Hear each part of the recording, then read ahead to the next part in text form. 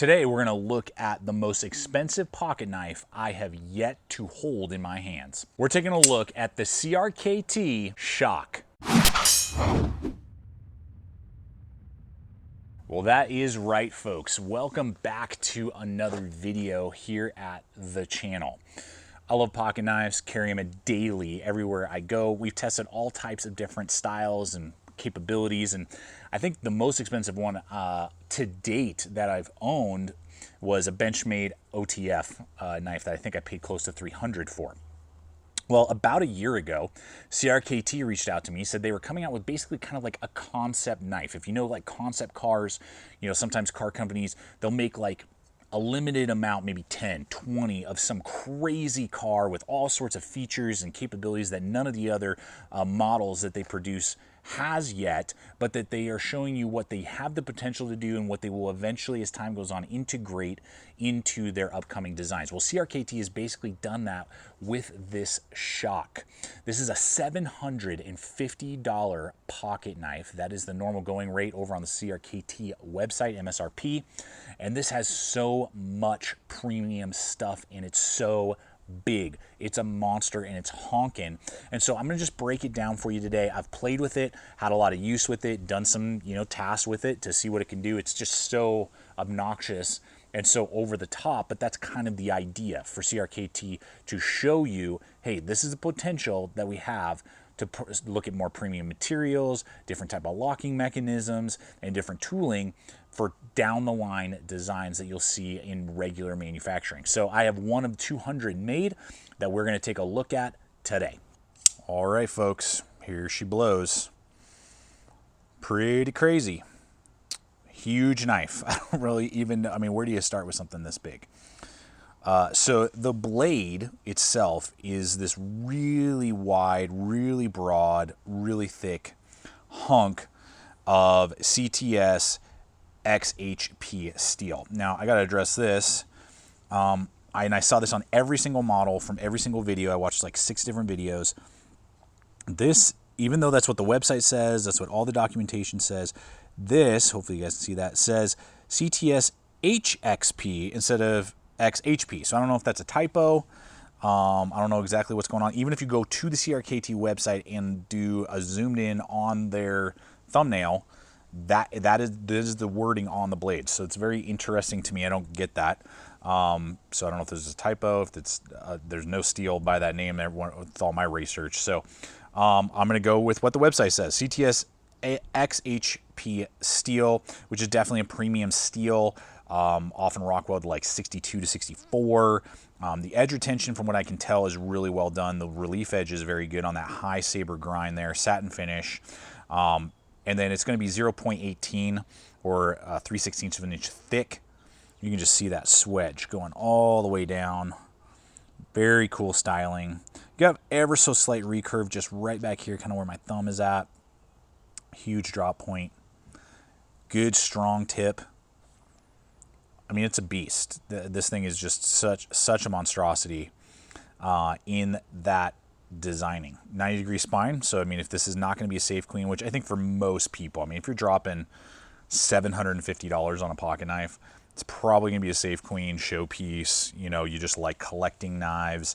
Maybe you like the brand CRKT, you like the designer, and that's why you're probably picking up this, because it is. It's a showstopper show piece. So I actually got out and this is not safe queen to me. Here at the channel, we're not just going to talk about a blade. I went out, have done some basic use with it. Now I've had this for quite a while. It's been, I got it from CRKT within a month or so of them kind of doing their big release, and they were having some issues. They had some failing of the thumb stop studs, basically, which act as the stop pins, that I had to send it back. So there were issues, and then over time it got put on the back burner, and I wanted to show you this video now that there have been several out there, and just show you what CRKT is doing.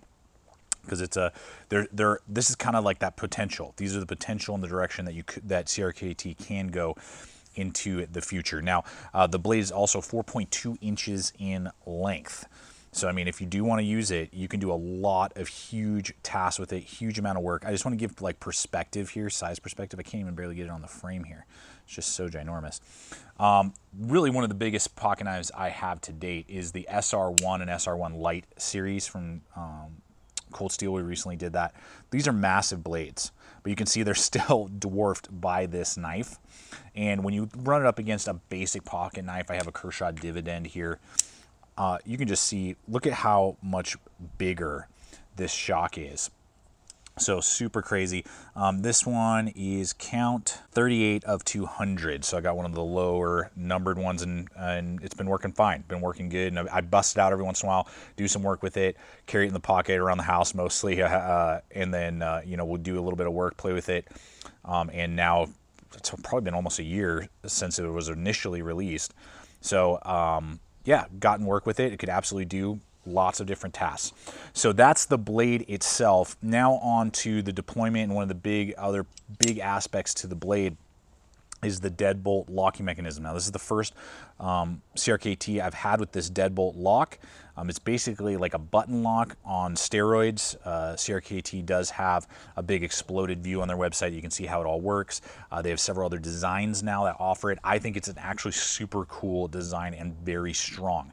So what you have here is this big bolt basically back here, and you got the ball bearing system, you know, that they use in here. You got this really nice flipper, a little bit of jimping on there. You got thumb studs or the cut, and you have 3 different options. Whatever your flavor is, you can open it with the slit, you can open it with the studs, or you can open it with the flipper. So you got 3 ways to open this thing, and all 3 work really smoothly, runs well on those ball bearings and those bushings.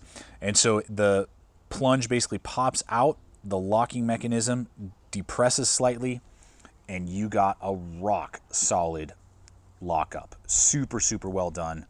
No rock, no clicking, no nothing. I know some people have had 1 or 2 issues again with the initial launching. I'm not seen any of that, and I've played with it quite a bit. This didn't arrive yesterday. I've had it for quite a while and played with it quite a bit, and have not had any sort of deployment, lockup, or other issues whatsoever. And that deadbolt is just a really cool, super strong system that I like. I like it better than a lot of other locking mechanisms, particularly like a liner lock, you know, or something like that design. I like the accents that they have here, kind of this gold collar around that. And you can completely take the knife apart. All these screws, you can take it all apart, and you know, if you want to do that, and that matches that copper gold pocket clip. And you got those copper standoffs, flow through construction, titanium plates. From what I understand, this is titanium as well in here. So even though it's titanium and carbon fiber, because of how ginormous this knife is, it's going to weigh 11 ounces. 11 ounces. Half of my fixed blade collection is lighter than that. So again, it's just a hunk of steel in your pocket. Really cool carbon fiber pattern with that titanium all around. Really well done. Doesn't create any hot spots. Good milling everywhere. I mean, the fit and finish quality is amazing. Looks great. It's the most expensive pocket knife I've ever held in my hand. You can see there with my large size hands how much real estate is on the back there. Super beefy, super thick. You got some good jimping, not super sharp and aggressive, but will give you good traction, good grab there. Then that flipper acts as a really good guard, so you're locked into place there. Doesn't create any hot spots. The pocket clip doesn't create any hot spots. So I mean, you could, if you want this as like an outdoor folder, just an everyday carry for whatever reason, it's going to feel good in the hand. No real issues. Even in a reverse grip, going to feel good. You got some jimping back here, but because of how the knife is designed, you don't even feel it when you're gripping it because it's so far back there. And the contouring, the big slit there for your lanyard hole, massive. And then you do have this really huge ricasso. So, I mean, you got over an inch from edge to your hand. So, you know, the control is not necessarily the best, but you're playing around with a hunk of metal and 11 ounce, you know, pocket knife, but you can fully choke up on that and use it as a choil, and that feels really good, and your finger can then contour right in the handle right there.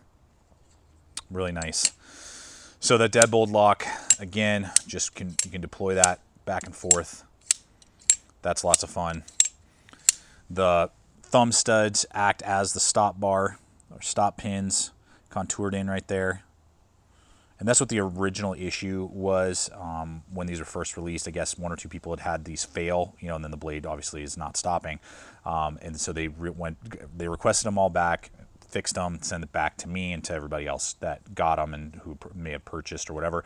Has a lifetime warranty through CRKT. So if you did purchase this and you had any issues, problems, they would warranty it for life, which is good. The handle when closed is going to be 6 1/4 inches overall. So just to give you that perspective as well. So I mean, it's a showstopper. It's a showpiece. It's something you bust out and be like, dude, check this out. And people are going to go, what? What is happening here? What did you get? Like, what does this look like? I mean, it's just bananas. It's just so crazy what they've done. Really cool pocket clip. It will ride in your pocket, deep ride, really tight, and it is ambidextrous. You can swap it, and for lefties, you could totally do it. It has a little recess screw right there. You just unscrew it and put it in there.